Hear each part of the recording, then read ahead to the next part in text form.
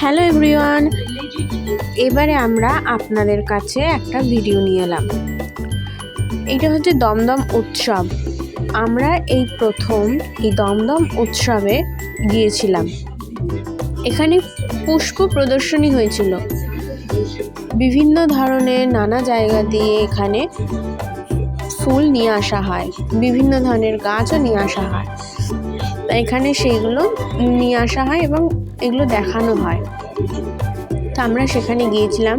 আমরা ভীষণভাবে মজা করেছিলাম এবং দেখেছিলাম সব ধরনের গাছপালা, সব ফুল। তো এই পুষ্প প্রদর্শনী ছিল গতকাল অবধি। মেলাটা এখনও চলছে, আপনারা চাইলে এখনও যেতে পারেন। বাট পুষ্প প্রদর্শনী এখন আর থাকছে না, শেষ হয়ে গেছে।